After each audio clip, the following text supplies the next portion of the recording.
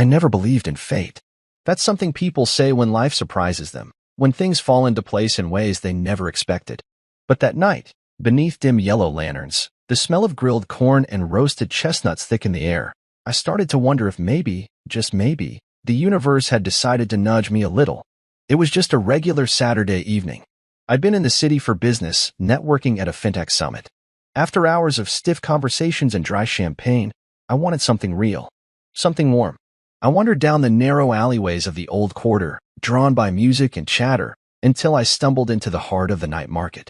Bright fabrics, kids chasing each other with sticky fingers, steam rising from dumpling stalls.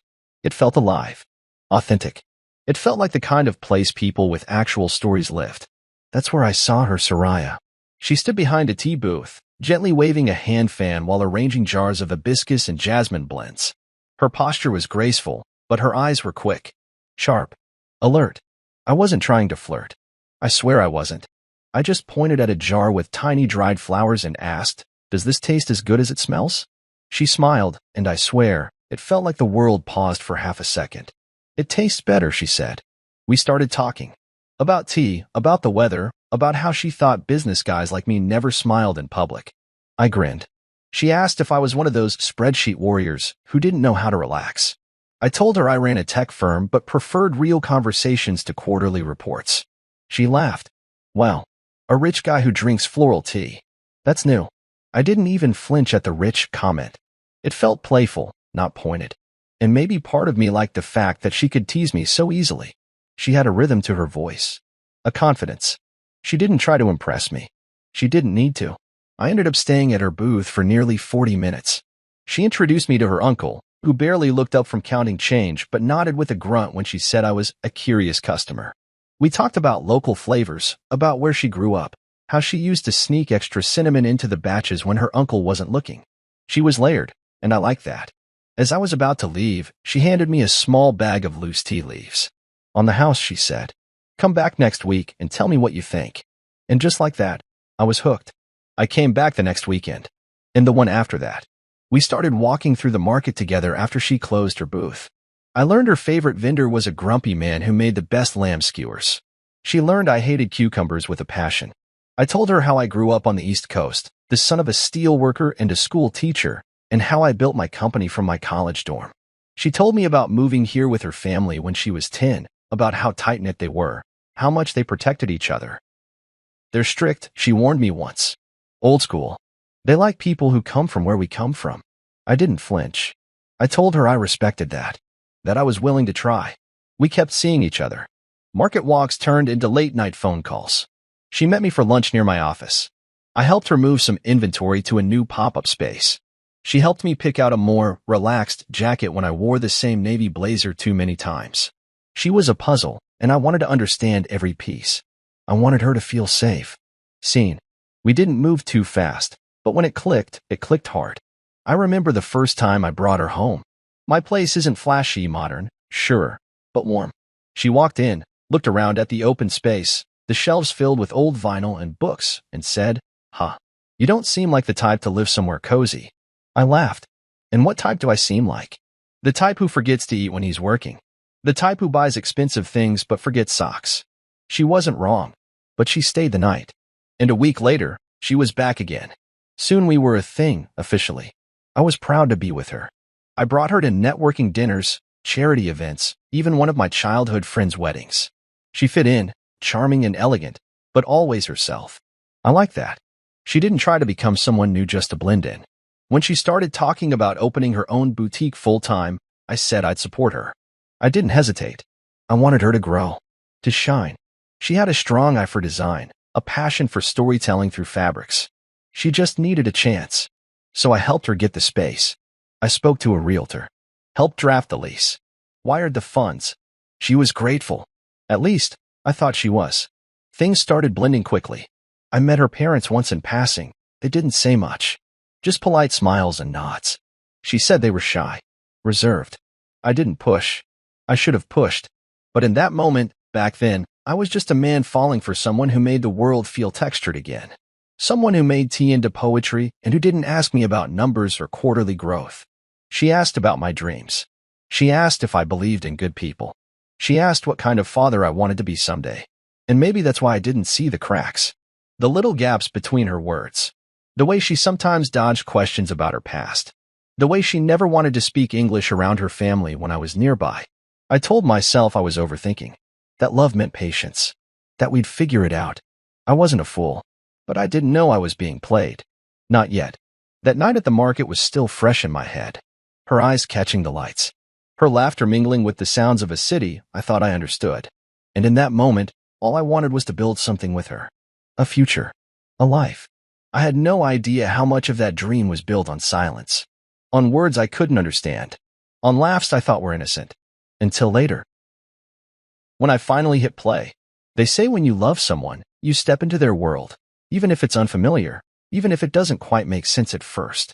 That's exactly what I did with Soraya. Her world was vibrant, layered, full of rich traditions and close family ties. I admired it from the outside at first, like a painting in a museum. But soon, I was trying to step into the frame, one careful foot at a time. It started slowly. At first, it was just small invitations. A lunch here. A birthday gathering there. Her family spoke their native language most of the time, fluid, melodic, and impossible for me to follow. Soraya would smile, squeeze my hand, and say, "Don't worry, they like you." And I believed her. Because I wanted to. Because that's what love does. It makes you give people the benefit of the doubt, even when something doesn't sit quite right. Her parents, Amir and Mina, were complicated. At least to me. Her father barely spoke to me during visits. He'd sit on his favorite armchair, quietly watching sports or flipping through a newspaper, only occasionally looking up to acknowledge I was there with a nod or grunt. Her mother was a little warmer. She'd offer food, smile politely, ask a few light questions in English. But it always felt surface level, like someone politely serving a customer, not welcoming a guest into their home. Still, I kept showing up. I brought gifts. I researched their cultural holidays so I could show up with the right things, dates during Ramadan, saffron during Nowruz. I even learned how to say simple greetings in their language. Hello, thank you, Happy New Year. I practiced them over and over until I got them right. I thought I was showing respect. I thought I was being thoughtful. Looking back now, I wonder if they just saw a performance. Soraya's siblings were hit or miss. Her younger brother, Kasim, barely acknowledged me, always had headphones in, always quick to leave the room when I entered. Her older sister, Yasmin, was cordial but cold. The only person who ever tried to make conversation beyond, "What do you do?" was her cousin Armin. He worked in logistics, had a dry sense of humor, and seemed to at least treat me like a fellow human, not just some outsider Soraya dragged in. But no matter how hard I tried, I never quite felt like I was in. I was around, tolerated, kept at arm's length. And whenever they switched back to their language in front of me, which was often, I'd sit there, smiling politely, silently wondering if they were just more comfortable that way, or if there was something they didn't want me to hear. Sometimes, I asked Soraya what they were saying. She'd shrug and laugh, brushing it off. "Oh, nothing important. Just gossip. You wouldn't care." Or, "My mom's just talking about some old friend." I trusted her. I had no reason not to. Why would someone lie about something so small? But the thing is, 100 small lies can build a wall as high as a big one. And that wall was slowly rising between me and the truth. When Soraya told me she wanted to open her own boutique, I didn't hesitate. She'd been talking about it for months, how she wanted a place that blended traditional fashion with modern flair, a space where she could showcase handmade pieces from artisans back home. She had vision. She had passion. What she didn't have was funding. So I gave it to her. I didn't make her beg. I didn't make it a contract or a business deal. I saw it as an investment in her dream, in our future. I found the storefront through one of my contacts, paid the lease in advance, even paid for the initial renovations. She was excited, emotional even. She said, "No one's ever believed in me like you do." That meant something to me. I held on to that sentence for weeks. Her family showed up on opening day. They took photos, smiled, clapped during the ribbon cutting. Amir even patted me on the shoulder for the first time. I felt a strange warmth bloom in my chest, like maybe I was finally being accepted. Maybe this was the turning point. But afterward, I noticed something strange. At the little family gathering in the back room of the boutique, they spoke almost entirely in their language. Rapid, loud, animated. I stood there, sipping tea, smiling like an idiot, catching the occasional name or English word tossed in like scraps.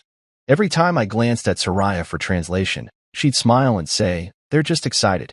They're proud of me." I nodded, but I couldn't shake the feeling that something else was being said. Something I wasn't meant to understand. One evening, Soraya came home from her parents' place and mentioned that her father needed help with some paperwork for his small business. "It's just a few things. He doesn't know how to navigate government forms online." I agreed to help. Of course I did. I spent 2 hours the next day going through tax forms, retyping documents, fixing errors. I didn't ask for anything in return. Why would I? Another week, her mother needed help with renewing her visa. I had a friend who worked in immigration law. I made a few calls, set up a meeting, paid the consultation fee up front to save them the stress. Then it was her brother needing a new laptop for school, her sister needing someone to co-sign a lease. One thing after another. And each time, I said yes. Because I thought I was doing it for us. Because I thought they saw me as family now. But there's a difference between being accepted and being used. And I didn't know yet which one I truly was. It was during one of those long family dinners, when I sat quietly at the end of the table, nodding as they all spoke around me, smiling when they laughed without understanding why, that I started to feel a crack form inside me. It wasn't just the language barrier. It was something deeper. A growing suspicion that I was in a room full of people who didn't really see me at all. Just what I could give. And Soraya. Well, she made me feel special when we were alone. She held my hand when we walked through the market. She sent me sweet messages. She thanked me every time I helped her with something. But when she was around her family, she became different. Colder. Sharper. She still smiled, but it didn't reach her eyes. And I began to wonder, which version of her was real? I brushed the thought away. Told myself I was just tired. That cultural differences could be hard to navigate. That things would get better in time. But deep down, a voice had already begun whispering. And I just wasn't ready to listen yet. The dinner was supposed to be a turning point. A bridge between worlds. Soraya had planned it herself, an intimate gathering at our place with her parents, siblings, and a few close cousins. She called it a proper introduction, though I'd already met her family several times. But this was different, she said. It would be more personal. They'll see the real you, she promised. Not just the version at business events or quick visits. I wanted that. I wanted them to know me the way she did. So I went all out. I made sure the place was spotless. Fresh flowers on the table. I even rearranged the living room to fit a longer table. I wore a navy button-down shirt she liked, the one she once said made me look like someone who gets things done but still remembers birthdays. I bought 3 bottles of wine, carefully selected after Googling pairings for the dishes she said her mother was bringing. And I drove 30 minutes out of town to pick up desserts from a bakery her mom used to rave about. That evening, I lit candles, played soft jazz in the background, adjusted the lighting to make everything feel warm but not too dim.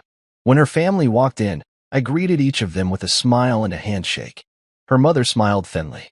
Her father gave a slow nod. Her brother didn't even take off his headphones until Soraya nudged him. Her sister, Yasmin, barely glanced at me. Still, I didn't let it get to me. I told myself they were just shy, maybe even overwhelmed. I had read online that in some cultures, warm acceptance can take time. Earned, not assumed. And I was willing to earn it. Dinner started well enough. I helped Soraya's mother set out the dishes. Her lamb stew filled the room with an incredible aroma. I complimented it right away. "This smells amazing. Thank you for sharing it with us." Mina smiled, but said nothing back. I wasn't sure if she didn't hear me or just didn't want to respond in English. I sat next to Soraya, who seemed more energetic than usual, almost nervous, fluttering from the table to the kitchen, checking the oven though nothing was inside. I figured she was trying to keep things running smoothly. I appreciated the effort. Once everyone had their plates filled, the conversation started rolling. Not in English, of course. Within minutes, the table was a river of foreign words. Fast, expressive, full of laughter and sudden hand gestures. Occasionally someone would turn to me and offer a short phrase like, "Good," "Yes," or "More wine." But that was it. The rest was a blur. I sat there, chewing slowly, listening to the melody of voices I couldn't understand, smiling whenever someone laughed, nodding like a fool when they looked my way. I tried to lean towards Soraya a few times, hoping she'd translate a little, bring me into the fold. She'd glance at me and say things like, "They're just talking about childhood memories," or "That's an old family joke." Hard to explain. Then she'd turn back and join the laughter again. I felt like furniture. No, furniture would at least be acknowledged. I felt like background noise. After dinner, I offered to clear the plates. Her mother resisted at first, but I insisted. I wanted to help. I figured maybe if they saw me contributing, they'd see I wasn't just a guest, I was family. I stacked plates, brought them to the kitchen, even washed a few dishes while Soraya helped dry. Her father called something out in their language, and everyone laughed again. Soraya gave a tight smile and said, "He just said it's rare to see a man help in the kitchen." I chuckled, trying to play along. "Well, he should come by more often. I do this all the time." She didn't translate that back, just nodded and turned away. After dessert, store-bought pastries I had hoped would be a hit, they shifted to tea. Her uncle pulled out a blend I didn't recognize, and soon the room filled with the scent of cardamom and honey. I poured cups, passed them around. No one said thank you. Not once. As the night wore on, I tried to join conversations.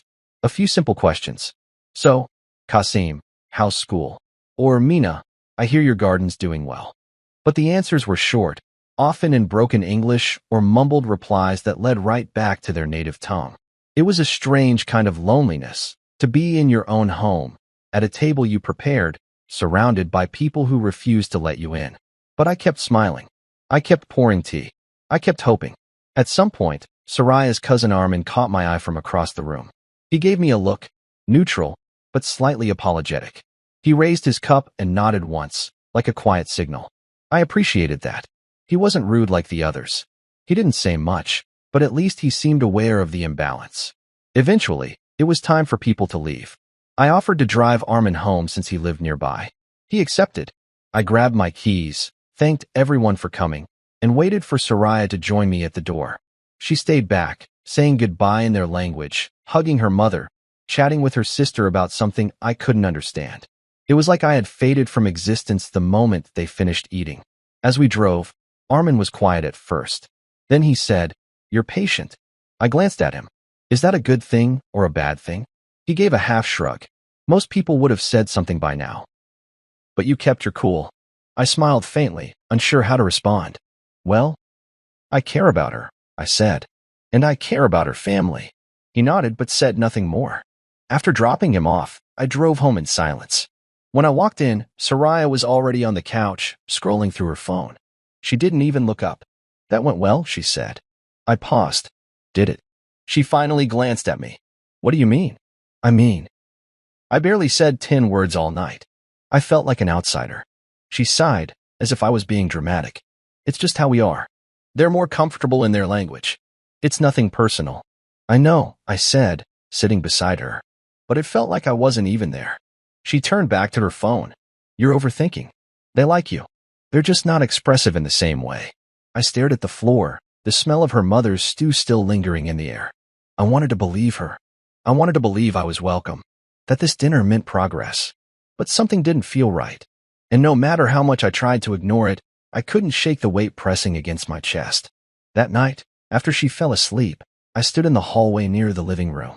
I glanced at the small black square on the ceiling, the discreet camera I'd installed months ago for security. I remembered the laughter as I left the room. I remembered the way Soraya avoided translating most of it. And for the first time, a thought slipped into my head like a cold breeze through a crack in the window. What if I wasn't overthinking? What if I was finally starting to see?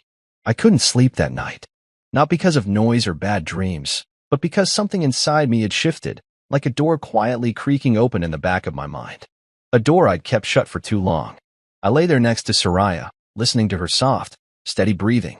Her back was turned to me, her body curled up as if shielding herself from the world.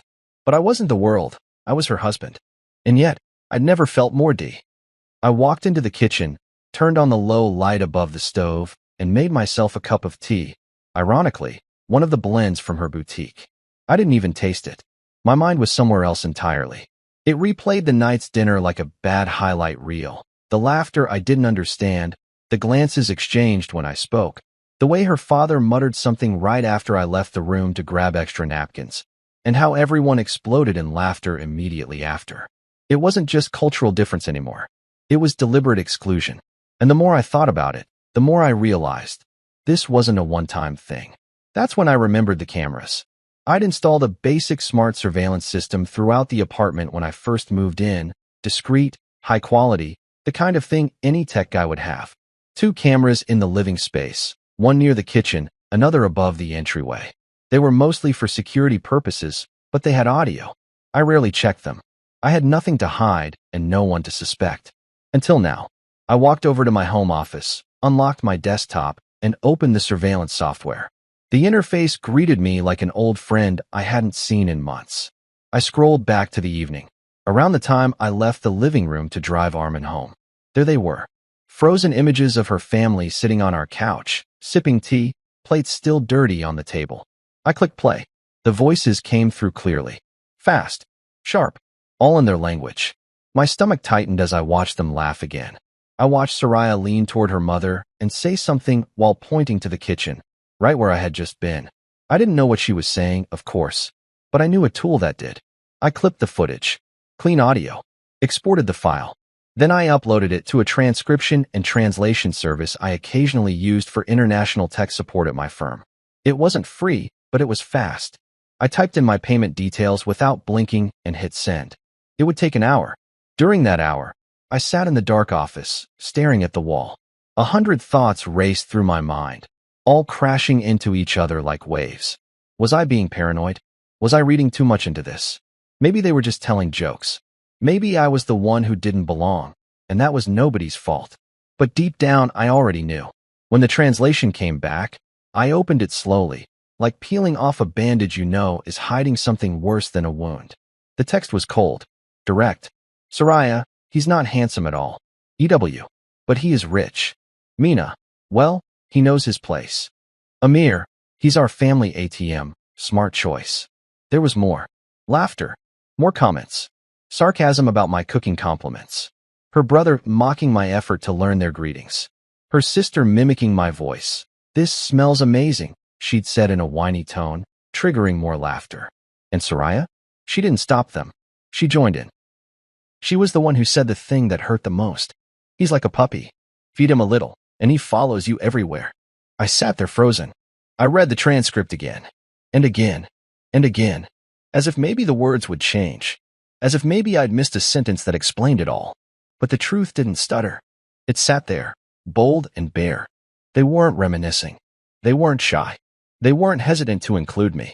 They were laughing at me, mocking me, using me. I closed the document and leaned back in my chair. The silence was suffocating. I could still hear her voice from the footage, playful, almost musical. The same voice that used to whisper goodnight in my ear. The same lips that once kissed my forehead while thanking me for believing in her dreams. And now, those same lips had curled into a smirk as she called me an ATM. How long had it been like this? Had it always been the plan? Was I just some project she brought home to her parents, not good-looking, but useful? I didn't cry. I didn't scream. I didn't punch the wall like a movie character. I just sat there, quiet, processing. Because when betrayal arrives dressed in laughter, it doesn't explode, it erodes. Slowly, quietly, until one day you wake up and realize the foundation you thought you built together was never solid.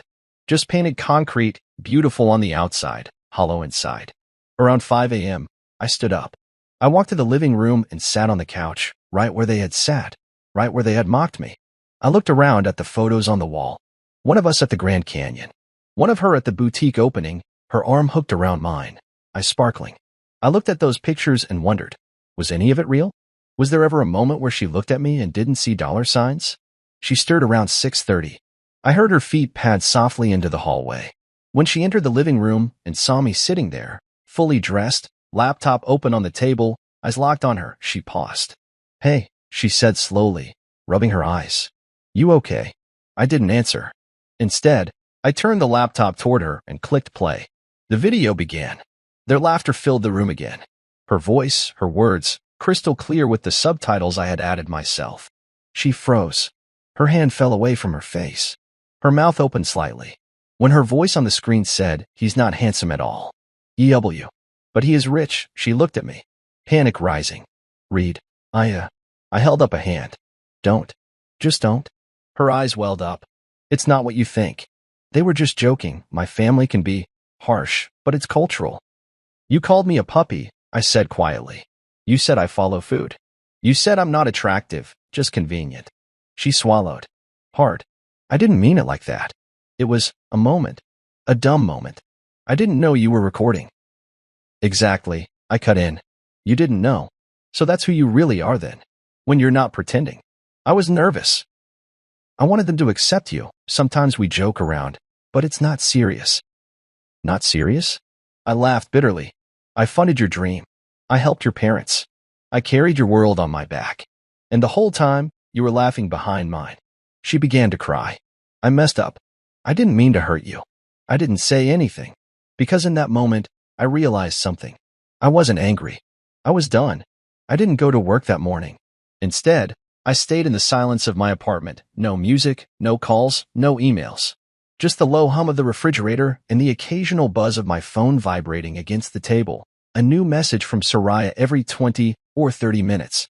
First it was confusion, then denial, then begging. I didn't open a single one. The day before, I was a man trying to build a bridge. Now, I was standing in the ashes of it. Around noon, I brewed a cup of black coffee and sat back at my desk. My laptop was still open from the night before, the subtitles frozen on Soraya's face in mid-laughter.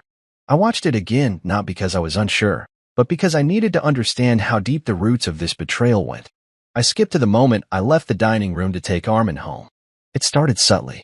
Her brother muttered something that made the others burst into laughter. Her father, Amir, leaned back in his chair, eyes gleaming with amusement. Mina wiped her mouth with a napkin and smiled. Then Soraya said it.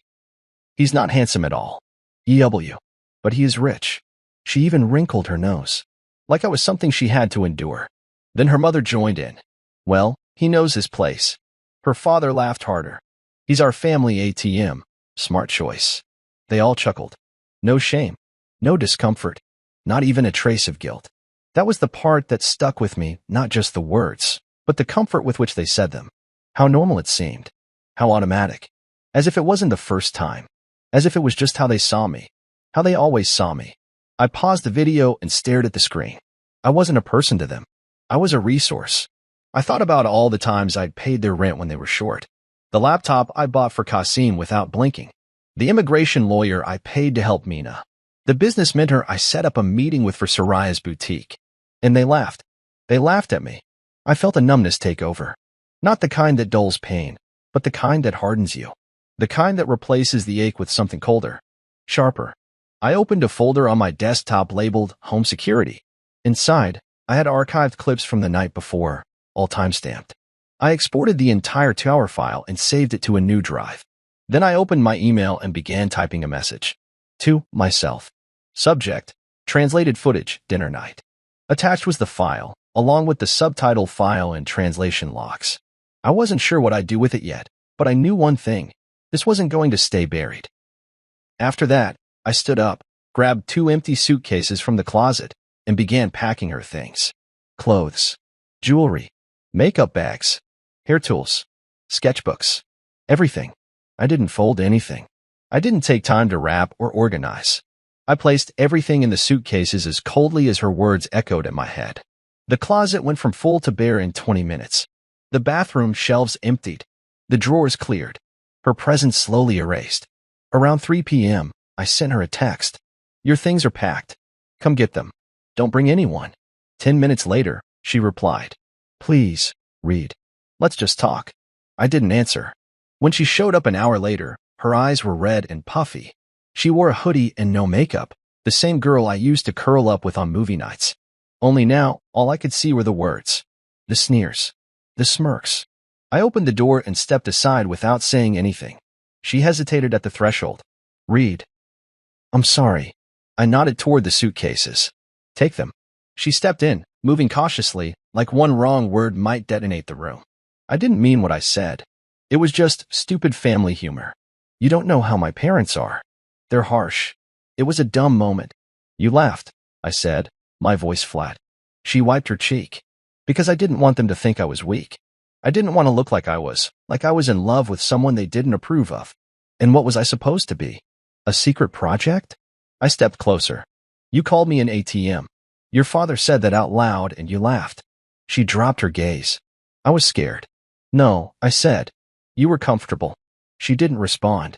I gave you everything, Soraya. I respected your culture, your family, your dreams. I paid for things without keeping score. I sat in rooms for hours without understanding a word and still smiled. And you sat at my table and spat on that. Tears rolled down her face. I didn't mean for it to go this far. But it did. I pointed to the bags.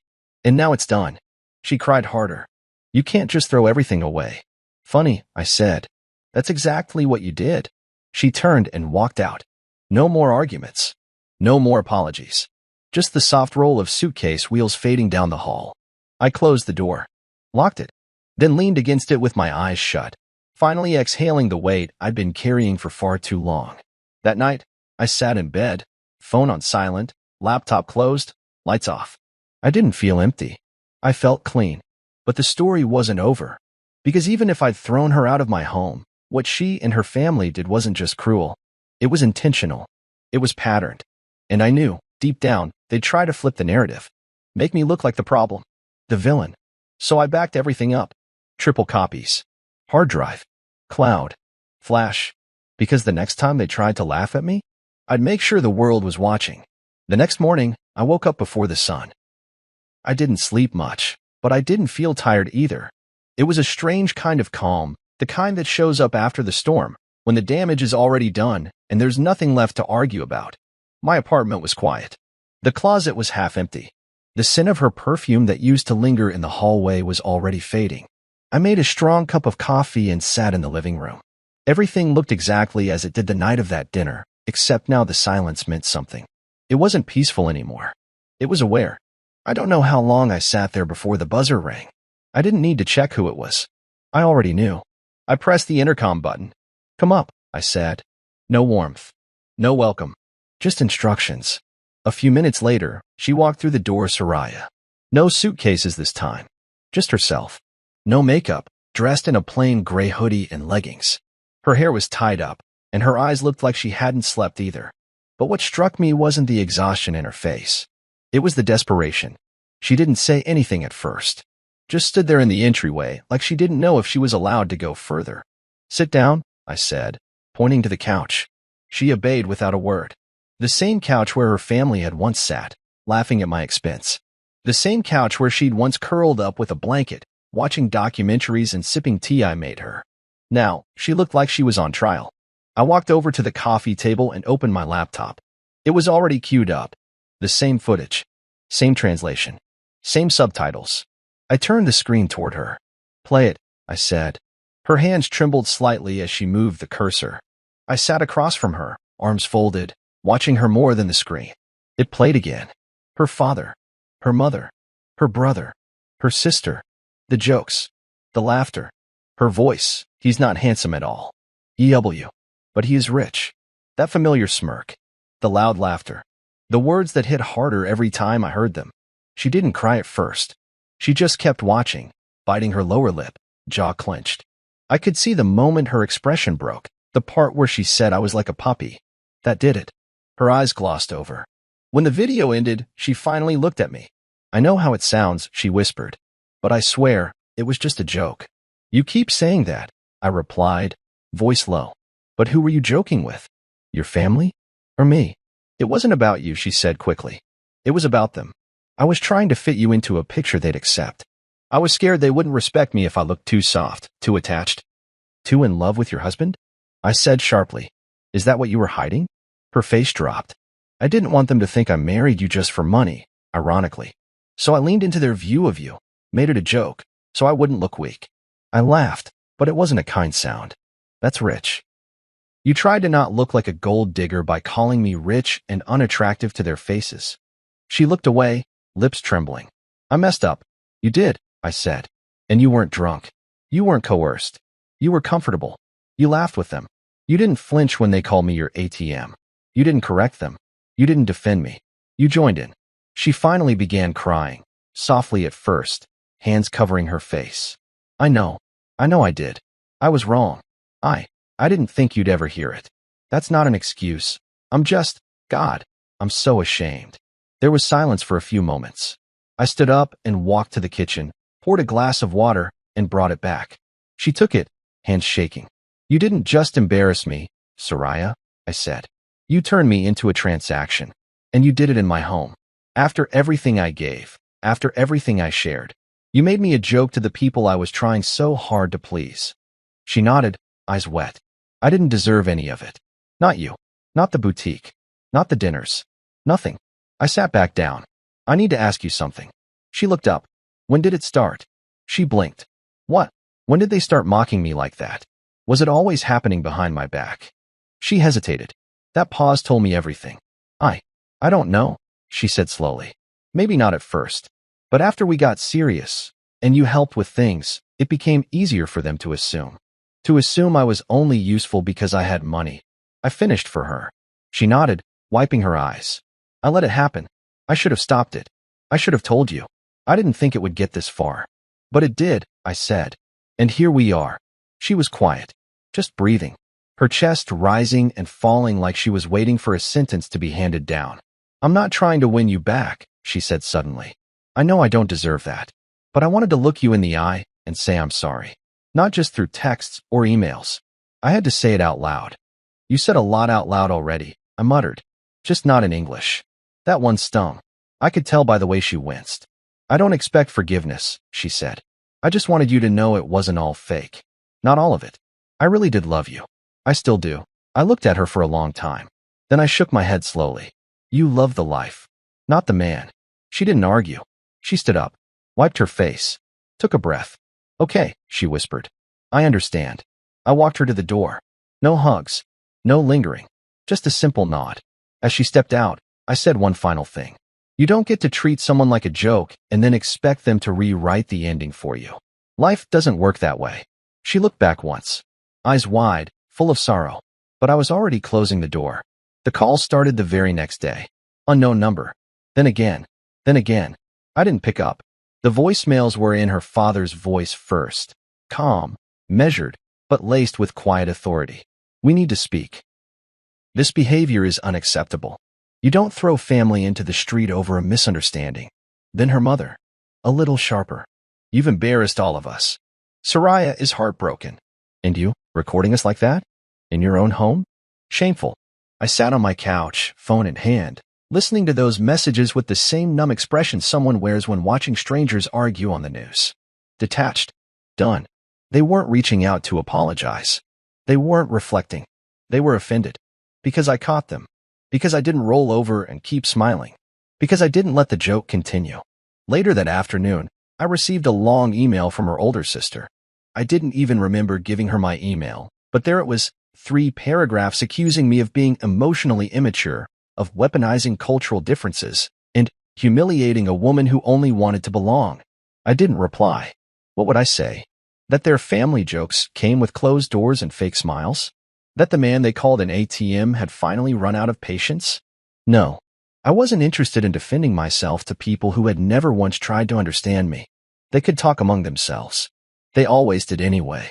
By the end of that week, the narrative started shifting in ways I'd expected, but it still surprised me how fast it happened.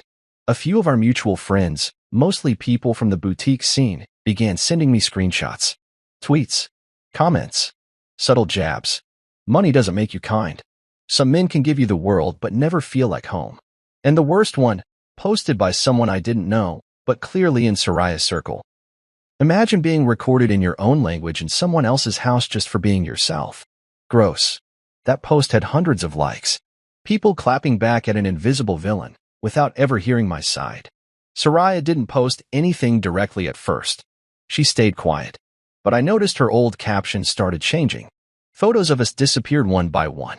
Mentions of my husband turned into blank spaces. One day, the entire album from our people I'd smiled with at dinner parties. People I'd helped connect with sponsors or investors. People who knew who I was. They didn't even reach out to ask. They just switched sides.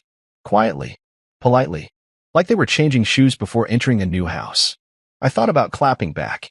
About posting the video. The subtitles. The transcript. Letting the world see the truth. But something held me back. Maybe pride. Maybe restraint. Or maybe I just wanted to see how far they'd go before the truth came knocking. Because I knew something they didn't. I wasn't the only one watching that night. It was Armin who broke the silence first. He texted me 3 days after Soraya's visit. Just 5 words. I saw the footage, man. I stared at the message for a long time before replying. You were the only one who ever looked me in the eye. He responded within a minute. I'm sorry. I should have said something sooner. I didn't know it would go that far. But they've been talking like that for months. I always thought it was cruel. But you were so patient. I figured maybe you knew. I didn't. I typed back. But now I do. You didn't deserve that, he said. None of it. That meant more than I expected. Later that night, I got a message from Danica, my assistant. She had always been sharp, efficient, loyal. She never pried, but she was observant. Too observant, sometimes. Her message was short, too. She came by the office today. I blinked. Sat up straighter. What did she want? Said she missed you. Asked if she could talk to you. She looked, shaken. Like she wasn't there to fight. Just wanted a moment. I exhaled slowly. What did you tell her? That you were in a meeting. Then I told security she didn't have an appointment. They walked her out. I stared at the message for a long time. The old me, the version of me from a month ago, would have rushed downstairs. Would have listened. Would have given her another chance to explain. But that version was gone. Buried under a pile of laughter I didn't understand until it was translated. The next few days were quiet again. I started going into work earlier. I buried myself in code, strategy, new deals, anything that didn't require emotional bandwidth. And yet, everywhere I turned, there was some reminder. A scarf she left behind in the coat closet. The tea jars in the kitchen. The anniversary card tucked into a drawer that I hadn't opened in months. Little things that once meant love. Now just noise. Eventually, I knew I had to do what I'd been putting off. I called my lawyer. We had a prenup. Soraya had signed it before the wedding, back when things were sweet and simple, and she laughed at my paranoia for even suggesting it. You think I'm after your money? She'd giggled. Now that question had a subtitle. We filed for divorce quietly. Cleanly. The lawyer said she might contest parts of it. I told him that was fine. We had footage. Proof.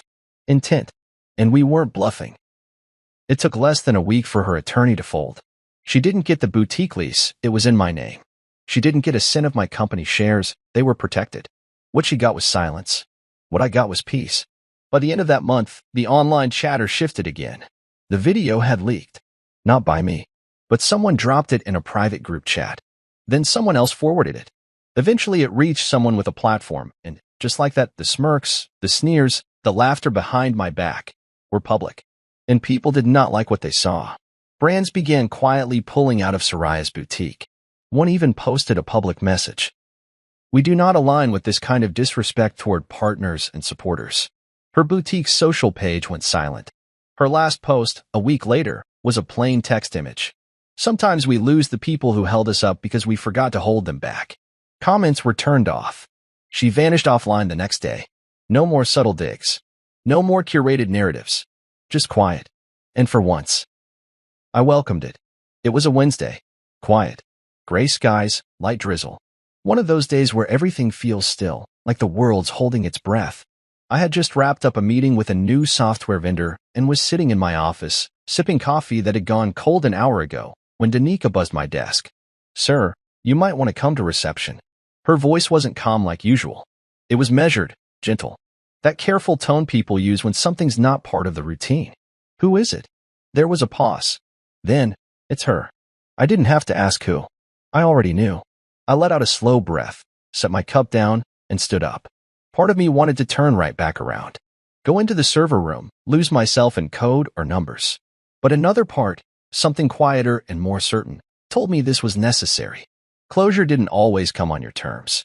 As I walked down the hallway, I caught my reflection in the glass, clean-cut, controlled, unreadable. The man she once called not handsome, but rich. The so-called ATM. I adjusted my collar and kept walking. When I reached reception, she was standing near the glass doors, soaked to the skin. No umbrella. Hair clinging to her cheeks. Clothes damp. Eyes swollen. She looked nothing like the woman from the boutique flyers. Not the curated version with lipstick and designer scarves. This was the real Soraya, or at least the most human I'd seen her. When she saw me, her eyes widened. For a second, I thought she might run to me. Instead, she just stood there, clutching her phone with both hands like it was the only thing holding her up. Read, she whispered. I didn't speak. I simply tilted my head, motioning toward a nearby private conference room. She followed without a word. Inside, I shut the door and leaned against the wall. She sat at the edge of a chair like she wasn't sure if she deserved to be there. She started, voice cracking. I didn't know where else to go. I nodded once. You found the address. She winced at the coldness in my voice. I've been trying to call you. I know. And text. Email. I know. I didn't know what else to do. I watched her. Her hands were trembling in her lap, twisting the corner of her sleeve again and again. There was no arrogance. No sharpness. Just weight. A heavy kind of regret. She took a deep breath. The boutique's shutting down. I didn't flinch. I heard. My sponsors dropped. Clients too. I tried to explain, but when the video came out, she trailed off. Silence. It's amazing, I finally said. How fast the truth moves when it's not hidden anymore. She nodded quickly, as if agreeing with everything I said now might undo what had already been done. I didn't know it would go public. I didn't even think you'd keep the footage. You didn't think I'd understand it, either. She looked up. That part hurt. I never thought you were stupid, she said. I thought you were kind. Too kind. And I took advantage of that. I crossed my arms.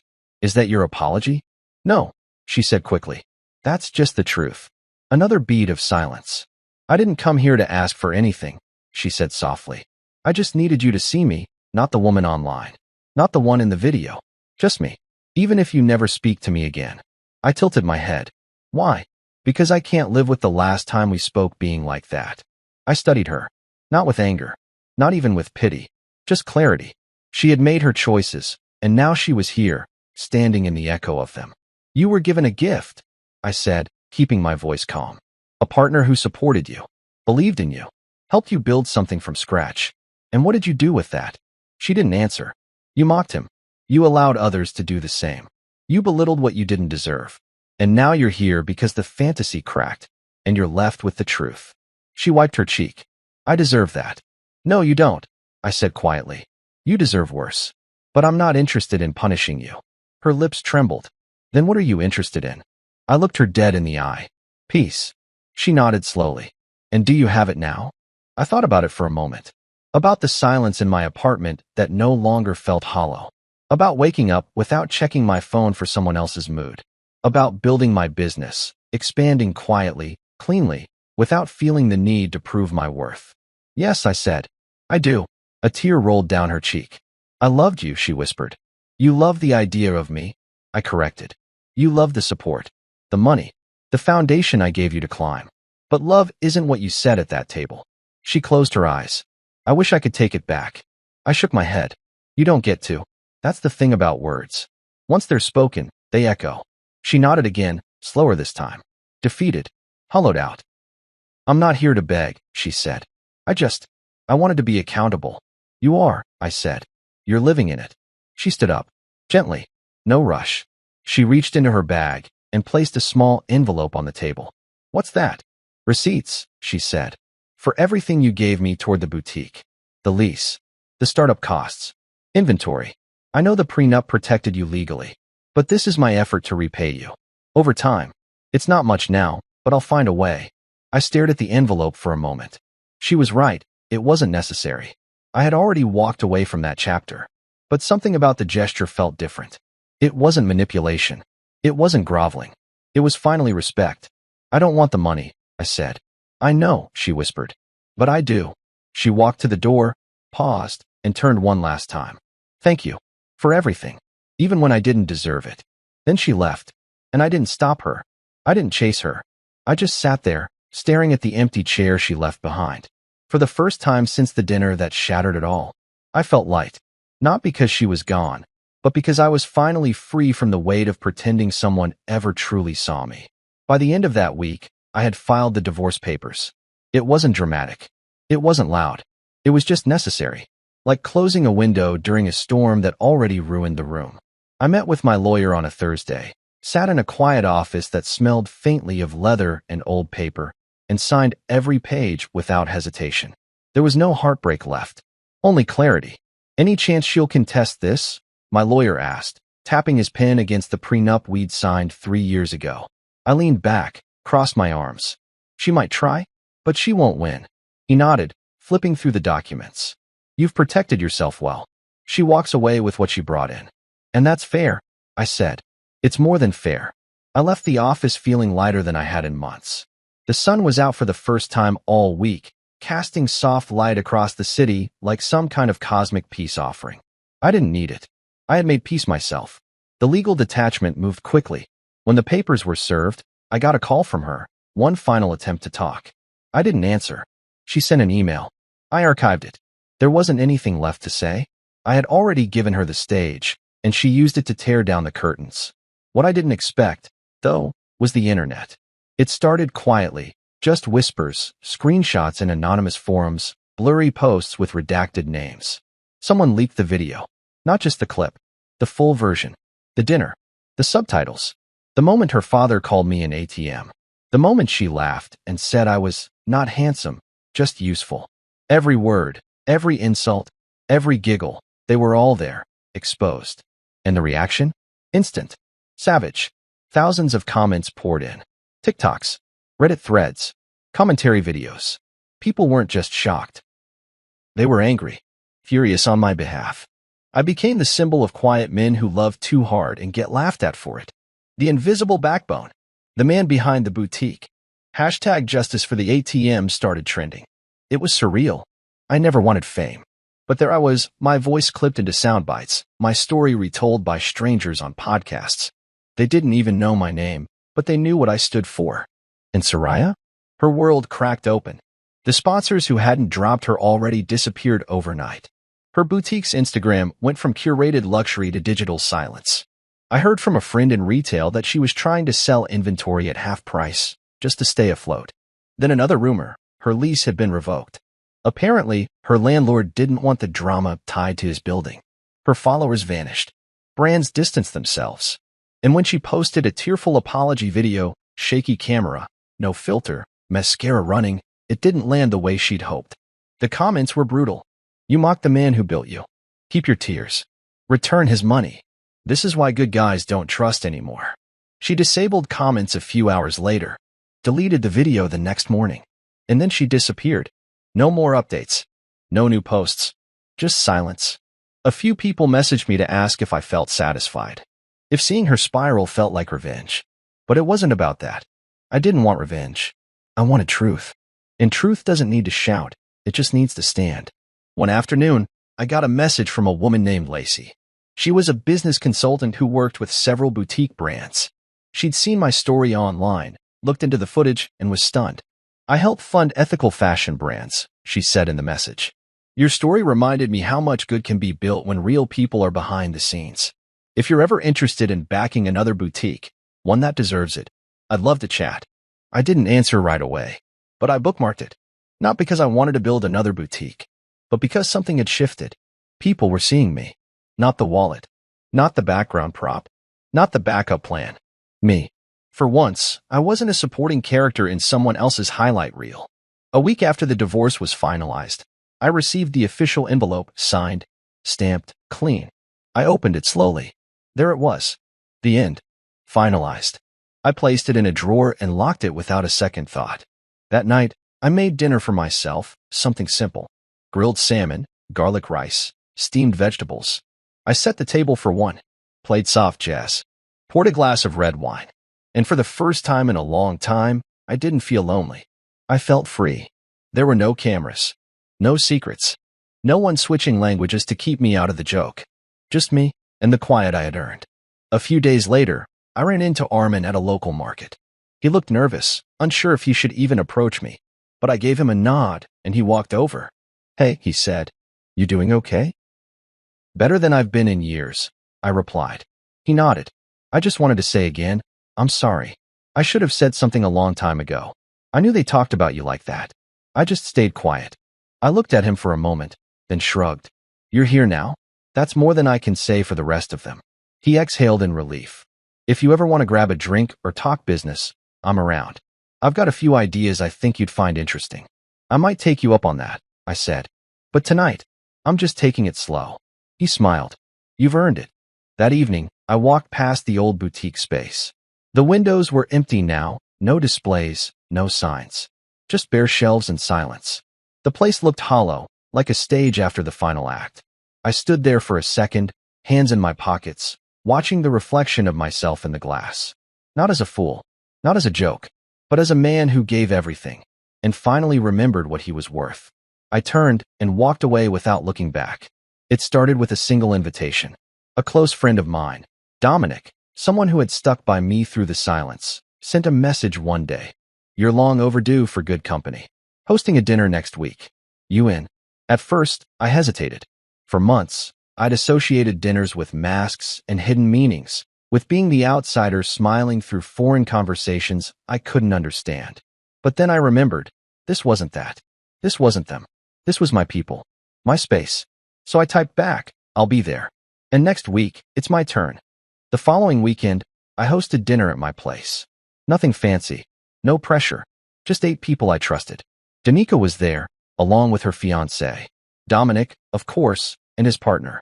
Armin came, too, still carrying the weight of guilt, but making an honest effort. A couple of longtime friends from university rounded out the night. The table was full of food: steamed shrimp dumplings, roast chicken, mushroom risotto, crusty bread, and glasses clinking with homemade cocktails. But more than that, the room was full of warmth. Laughter bounced off the walls, and this time, every laugh was shared. Every word was understood. No whispered jabs in other languages. No glances passed over me like I wasn't there. Everyone brought stories, jokes, memories. The kind of energy you can't fake. Halfway through the meal, I looked around the table and realized something. This was the first time in years I'd felt seen without having to perform. I wasn't hosting to impress. I wasn't pouring drinks to gain favor. I wasn't hoping for approval. I was just being. And that was enough. Danica raised a glass to make a toast. "To Reed," she said, smiling. "For hosting us, and for reminding us all that good people still exist." I smirked. "Define good." Dominic chuckled. "The kind of good that sets the record straight with class." The room laughed, and I lifted my own glass. "To hearing the truth," I said, pausing. "Even if you need subtitles." They laughed louder this time, genuine, full-throated, without awkwardness or confusion. And I laughed too. It was the kind of laugh that shakes something loose inside you. Something tight that had been there too long. As we moved into dessert, Armin pulled me aside. "I'm glad you invited me," he said. "I know I didn't do much before, but I want to do better now." I nodded. "You already are. You showed up. That's more than they ever did." He looked down. "They're still talking, by the way. My aunt said Soraya moved back in with her parents." I raised an eyebrow. "How's that going?" He hesitated. "Not great. Her dad's blaming her for everything.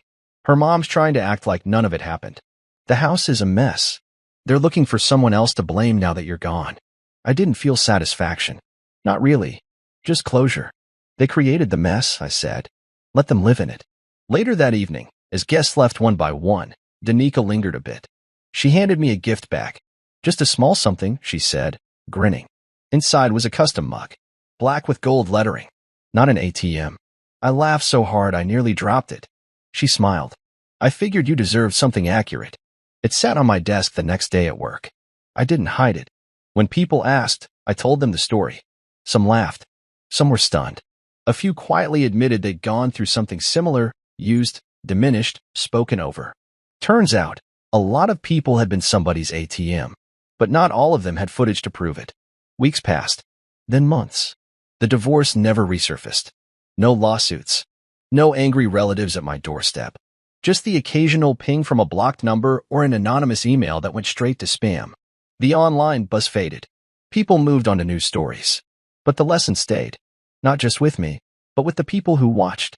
Soraya's name became a quiet warning in certain circles. Not because I sigh. And me? I rebuilt. I expanded my company.